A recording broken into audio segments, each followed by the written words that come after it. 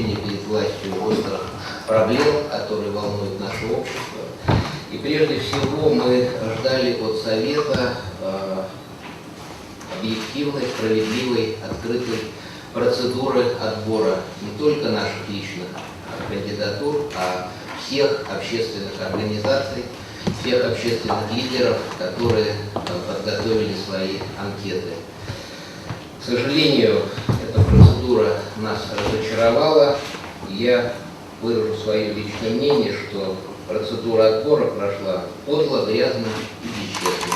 Мы намерены собирать подписи и тех, кто был отклонен, и общественных лидеров, и деятелей науки, культуры, всех тех, кто может выразить свое мнение относительно вот этой абсолютно бесчестной процедуры так называемого отбора, так называемых выборов в общественный совет. Я считаю, что совет провел себя некорректно. Ну, во-первых, потому что обратная связь с потенциальными кандидатами была налажена очень плохо. Она стояла в основном роли отписок. Многие получили замечание о том, что нет такого согласия с публикацией персональных данных, хотя это обязательно составляющая любой заявки была оформлена. Я направил это согласие, отправил вовремя, тем не менее все равно не был допущен для участия в голосовании. Есть требование о том, что выдвигать кандидатов могут исключительно юридические лица, чей срок деятельности составляет не менее 5 лет. Почему? Это ведь что такое совет прав человека? Это собрание индивидуумов, индивидуальности, правозащитников, те, которые имеют определенный опыт в этой работе. Сам я 20 лет работал следователем, 12 лет практикую как адвокат. Дела достаточно интересные, серьезные, доктор наук, профессор. Пытались понять, какие формальные основания. И вы, честно говоря, не поверите. Я сегодня получил ответ утром, но это задорно, наверное, придется передать. Оказывается, у меня нет достаточного опыта выбранной номинации. То есть я выбирал номинацию «Судебная реформа» и «Общественный контроль» в сфере. Полжизни провел в суде. 32 года стаж работы. И более того, непонятно, кем составлялся данный документ, поскольку он страдает юридической безграмотностью. Почему как раз таки было произведено так сказать, прием электронных анкет, а дальше по ним никакого не было движения, людям не объяснили ничего, если где-то что-то у кого-то было неправильно заполнено или необходимо там что-то дополнительное было представить. И, ну, хотя дополнительно представить, вот опять-таки не надо было. Почему? Потому что там такая форма была электронная, что если ты все, значит, как положено, не запомнишь, анкеты не пройдут.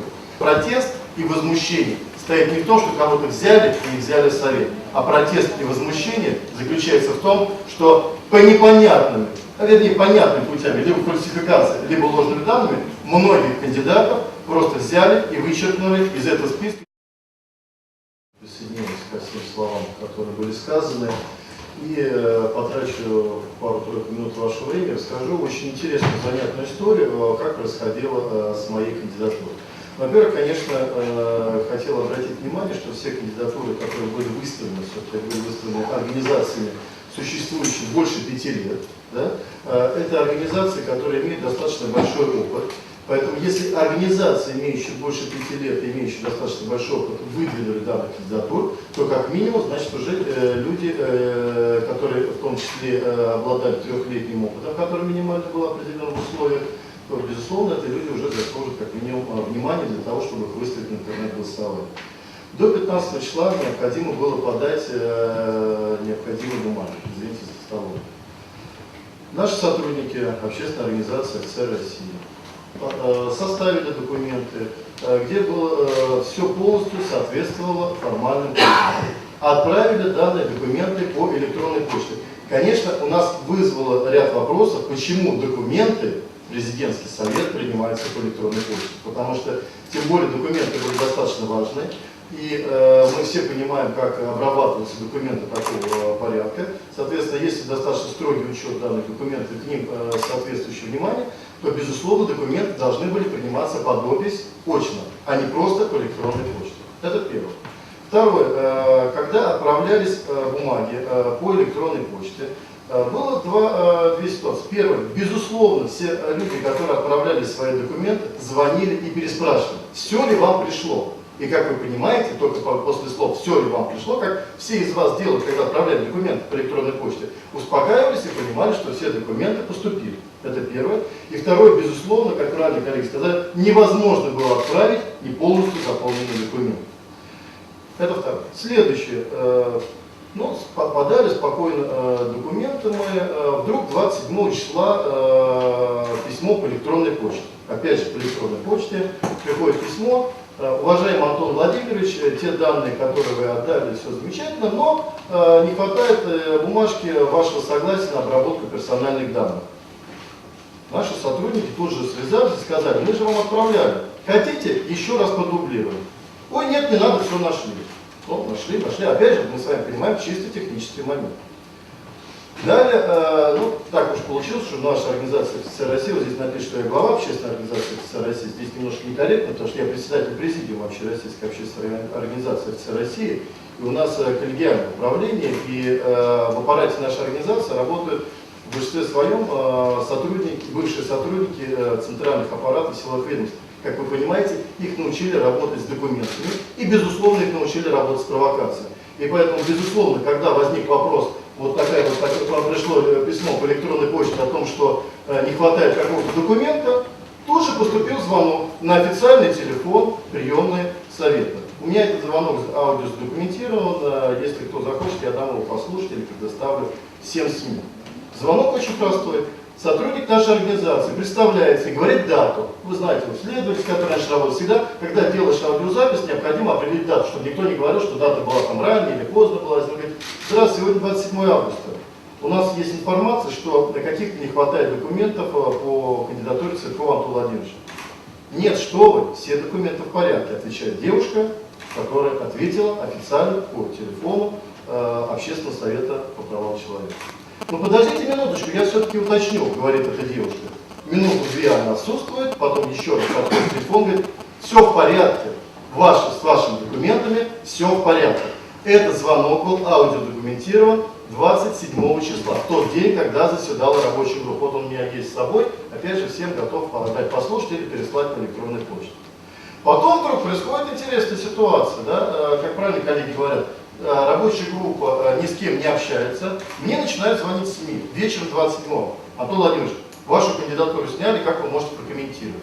Я думаю, ну, честно говоря, какой-то бред, абсурд, наверное, провокация, потому что я об этом еще ничего не знаю. Хотя СМИ мне начинают уже звонить на эту тему. Я позвонил Федотову Михаилу Александровичу, к сожалению, в этот день телефон не поднял. На следующее утро я с ним связался, он уже находился, к сожалению, в больнице. Я ему по СМС объяснил ситуацию, он дал мне телефон своего руководителя аппарата. Я связался с руководителем аппарата, довел всю информацию, что мы бумагу присылали раньше. Кстати, это не только наша ситуация, да? Вот здесь присутствуют другие кандидаты в СПЧ, которые точно так же подавали формальное, подчеркиваю, да, формальное заявление на согласие на обработку персональных данных, да? Потом оно куда-то потерялось. В Совете, подчеркиваю, куда-то потерялся документ, поданный в Совете. Так вот, когда я связался с руководителем аппарата, он говорит: а вы нам не присылали? Я говорю: как это не присылали? Нам, извините, вчера сказали, что все документы, все в порядке. Мы до 15-го, когда присылали бумаги, нам сказали, что все в порядке. Но, извините, теперь мы по электронной почте, я говорю, присылать уже не будем, мы вам отошлем с наличным. И официально отослали его, издали под регистрацию и точно так же продублировали по факсу. Соответственно, на следующий день я читаю газету «Коммерсант», уважаемый, где Михаил Александрович Федотов говорит: да, вот произошла такая оплошность, я не буду, может быть, немножко перевру, но все газеты могут поднять, да, что действительно произошла техническая некая проблема, да, о том, что нет или не было, или куда-то потерялось, не помню уже, как это было сформировано, но, надеюсь, рабочая группа, возможно, сочтет возможным пересмотреть. И действительно, что происходит дальше? Вы знаете, очень интересно, со стороны Совета никакой информации не поступает. Но нам звонят многие члены Совета, которые, к сожалению, не готовы сейчас назвать свои имена, ну, возможно, потому что боятся каких-то репрессий или еще что-то.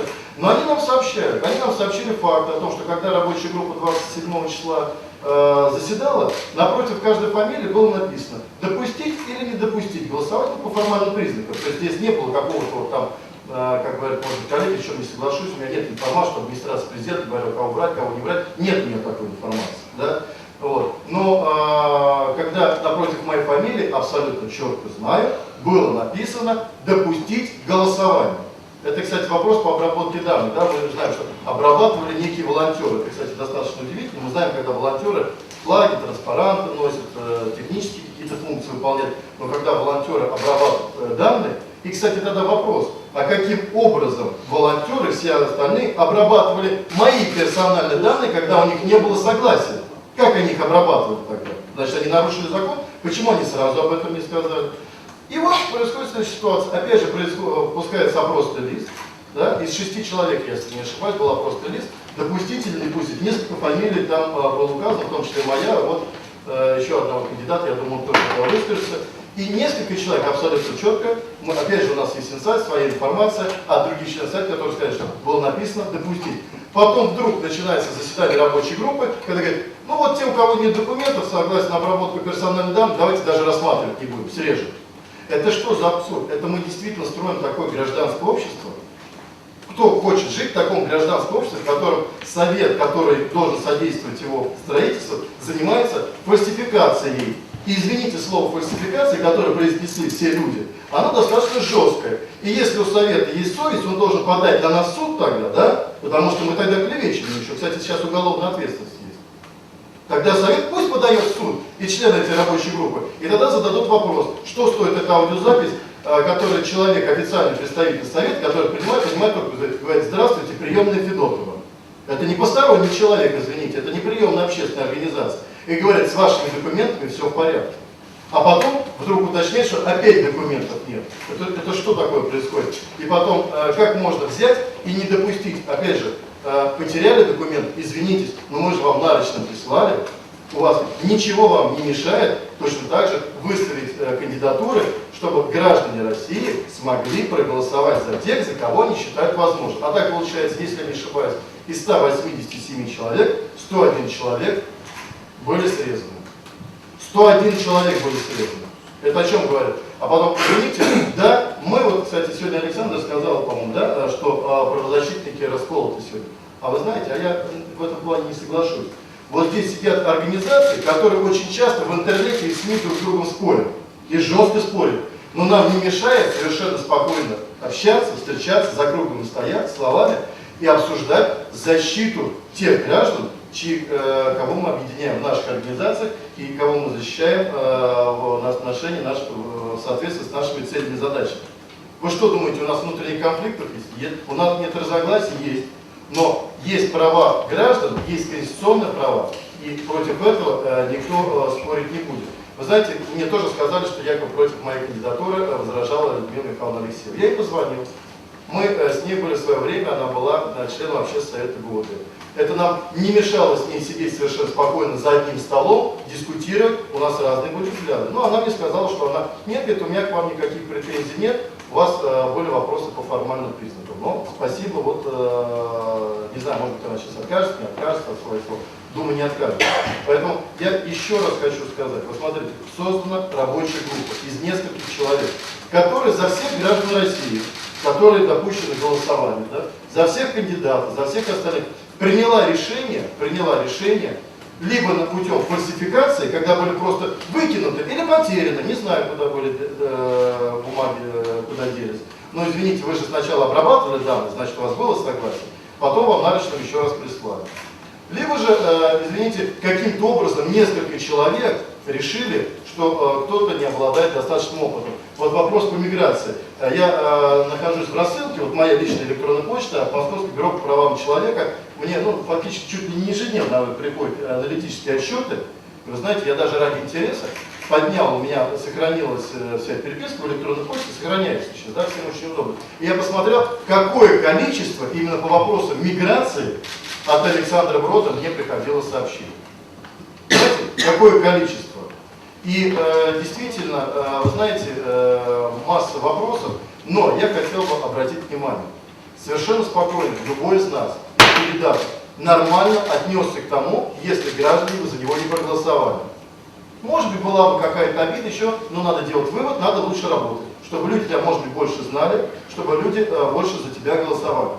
И второй момент, если президент не включил в совет, опять же, ну не доверяйте президенту, нечего обижаться, где работа. Есть другие общественные советы, в которых многих мы состоим, но нигде такого беспредела нет, извините. В общественном совете ГУВД, про который все говорят, про полицию, там, что якобы там прибирают права, но извините, там у нас полная демократия. Вот, а здесь у нас что-то непонятное творится. Так вот, я в заключение хочу сказать, да, что протест и возмущение стоит не в том, что кого-то взяли и не взяли в совет, а протест и возмущение заключается в том, что по непонятным, вернее понятными путями, либо фальсификацией, либо ложными данными, многих кандидатов просто взяли и вычеркнули из этого списка, не допустив голосования. Кстати, вопрос, извините, еще полминуты затрачу. По голосованию. Вы знаете, уникальное голосование. Если мы говорим, что должны проголосовать граждане, то, наверное, баннер об этом голосовании с удовольствием, может быть, Интерфакс бы разместил, и РИА Новости, и другие информагентства, которые никогда не отказывают, когда встает вопрос о формировании гражданского общества, какие-то некоммерческие акции. Нигде нет, там, ни в Фейсбуке, ни в других сетях, ни ВКонтакте, где просто информация гражданам, что проходите, проголосуйте. Просто на совете. Я не знаю, какая у него посещаемость, но не думаю, что большая, вы это прекрасно понимаете. Я думаю, телеканалы, которые здесь находятся, с удовольствием поместили бы у себя этот баннер, да, чтобы большее количество граждан узнало о том, что можно проголосовать, и зашли проголосовали. А сейчас фактически как? У кого больше друзей, ну, у кандидатов, тем более с компьютером еще на минуточку, да, те и проголосуют. И еще очень уникальная вещь, что почему-то не написано, за кого сколько человек проголосовало. Понимаете? В процентном соотношении. То есть я не удивлюсь, если там по номинации, по определенной, там в общей сложности человек 20 проголосует за кандидата в общей сложности, а все будут говорить, ну мы же посоветовались с гражданами России. Тогда покажите, какое количество, сделайте открытость. И говорят, знаете, о клоунском поступке Брода, а я считаю, что это мужской поступок. Я считаю, что это мужской поступок. Да? Он, извините, сел вчера в общественной палате, и все туда приехали. Я приехал, здесь все люди присутствуют из общественной палаты, из других крупных общероссийских, подчеркиваю, общественных организаций, которые поддерживают. Единственное, с чем я с ним не согласен, и здесь вот тоже, может быть, и вы ему тоже подскажете, но, извините, он все-таки человек и имеет право просто на нормальный образ жизни. Голодать, но нечего жить, извините, в коридоре общественной палаты. Поэтому я думаю, мы ему все доверяем, и если он продолжит голодовку или в больнице, или же у себя дома, или, может быть, в своем офисе, а то, что он сейчас вынужден выйти спать в кулуарах общественной палаты, который, кстати, поддержал его. Многие члены общественной палаты, когда вчера возникал вопрос о том, что разрешить ему, не разрешить, я знаю, многие подошли, поддержали, и, соответственно, дано распоряжение о том, что его оттуда не выгонять. Но извините, что занял время, может быть, немножко эмоционально, но еще раз говорю, все, что я говорю, подтверждено аудиозаписью, которую я готов всем предоставить. На ней отмечена дата голосом человека, да, во время разговора, и которым было заключено, что все документы присутствуют.